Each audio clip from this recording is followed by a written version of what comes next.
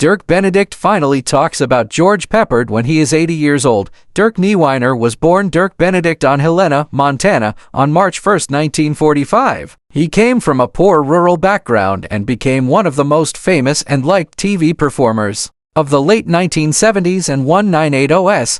He grew up in Montana, where the tranquil, wide-open vistas made him love nature, individuality, and the raw honesty of small-town life. These are all things that would eventually form his acting style and public character. Benedict learned early on that to be successful, you need both creativity and hard effort. His mother pushed him to be creative and express himself, and his father respected hard work and discipline. These early encounters helped shape a young man who would one day win over millions with his charisma, wit, and irresistible screen presence. Dirk's path to acting started practically by chance. He found the world of theater while studying at Whitman College in Washington State and had an instant connection to the stage. He felt a fire inside him when he performed. It turned become a calling instead than just a hobby. After finishing school, he worked hard to become an actor and got roles on stage that showed off his emotional depth, humorous timing, and natural charm. His work on stage eventually led to opportunities in Hollywood, where he started getting tiny but memorable roles in movies and TV shows in the early 1970s.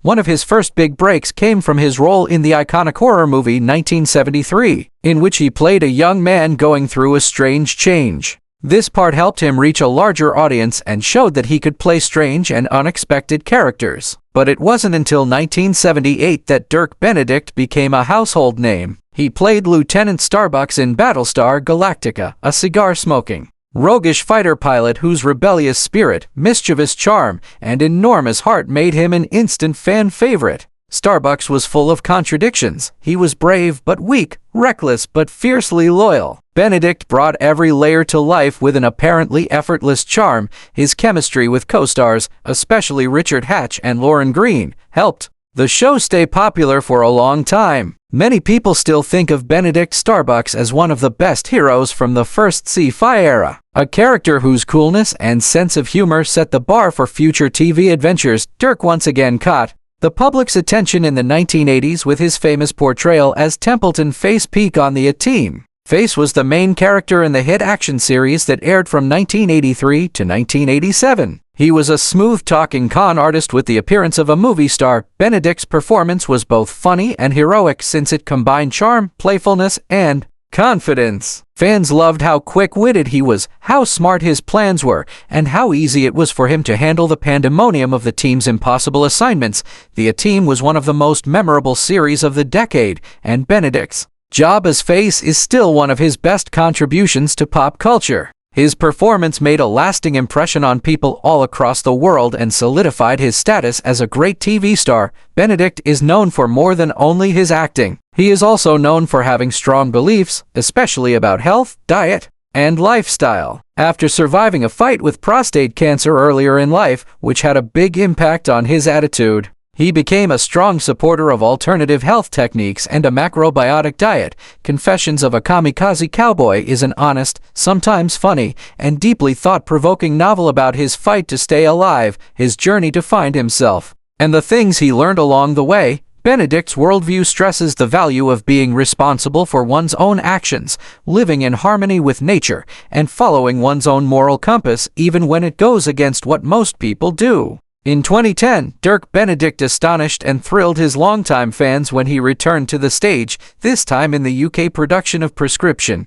Murder. Benedict gave a new yet familiar enthusiasm to the popular investigator when he played the legendary role of Lieutenant Colbo for the Middle Ground Theatre Company. People were amazed by how he could mix Columbo's signature eccentricities with his own charming personality to make the famous character feel both familiar and modern. His performance on stage showed not only how versatile he was, but also how much he loved telling stories that would last forever. It showed that Benedict could get people's attention just as easily on stage as he had on TV screens decades earlier. That same year, as a special gift for A-Team fans, he made a short but memorable cameo in the 2010 movie adaptation, playing Pensacola prisoner Milt. Even though the moment was short, people quickly recognized him, and his appearance was a touching tribute to the original series that helped shape a generation.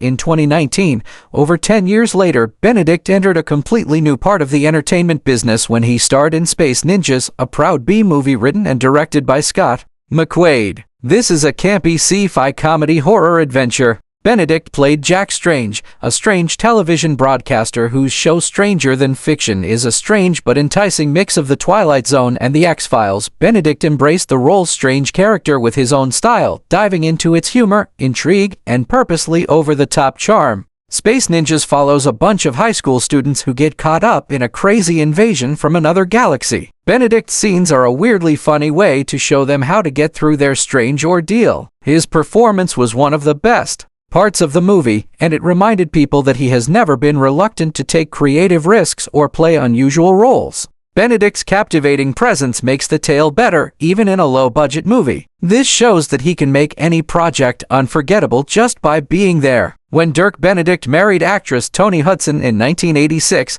he began a new and very personal chapter in his life. At the time, Benedict was already well known for how charming he was on TV, especially for his portrayal as the smooth-talking Templeton Faceman peak on the A-Team. Hudson, on the other hand, had made a name for herself in the entertainment business. By working on a number of movies and TV shows in the 1980s, it was as if Hollywood had written their lives together in a way that felt real. Hudson played the character Dana in the 4th season episode of A Team called Blood, Sweat, and Cheers. This bond, which grew out of their shared creative spaces, quickly turned into a real-life romance that ended in marriage. Benedict and Hudson had 2 boys, George and Roland, who were the most important people in Benedict's life when the cameras weren't on. As he said in many later interviews, being a father provided him a sense of stability and purpose that was very different from the fast speed and unpredictability of show business. He talked about the good and bad things about being a parent to his boys and how much he appreciated the chance to be an active father after years of jumping between sets, roles, and responsibilities. But even though Benedict and Hudson had a strong connection and a lot in common, their marriage ran into problems that couldn't be fixed. The couple split in 1995 after being married for about 10 years. Benedict had a hard time throughout the split. He has talked about how hard it is to balance a public job with personal duties and how divorce affected him emotionally. Still, both he and Hudson were determined to make sure their sons grew up in a loving and stable environment. They kept their relationship focused on co-parenting instead of fighting. In 1998, just a few years later, Benedict went through another big change that changed how he saw his own life story. That year, he found out that he had another kid from a previous relationship. At the time, he didn't realize that the child had been put up for adoption. This news, which came more than 10 years after he became famous on TV, was both shocking and life-changing. Benedict called the discovery an unexpected gift since it gave him an opportunity to interact with a young man who had grown up without knowing his biological father. The revelation made Benedict think more deeply about family, fate, and how life might reveal unanticipated facts long after he thought the past was settled. His subsequent relationship with his 3rd son gave a new level to his identity as a father and a guy who had been through successes, failures, and moments of deep rediscovery. Dirk Benedict, who is 80 years old, has now decided to talk about his long-held memories of working with George Peppard, his A-Team co-star. Benedict says that Peppard is still one of the most misunderstood actors Hollywood has ever created. Benedict talks about the man who led the famous 1980 Seconds TV show with a mix of respect, honesty, and unvarnished truth. He says that the man had a presence that was often as powerful in real life as it was on screen. Benedict says that people assume they know George since they saw him play Hannibal. But what they saw was only a small part of how complicated things really were under that polished, authoritative surface. Benedict remembers that Pepper acted like an old-school Hollywood general from the start. He was strict, incisive,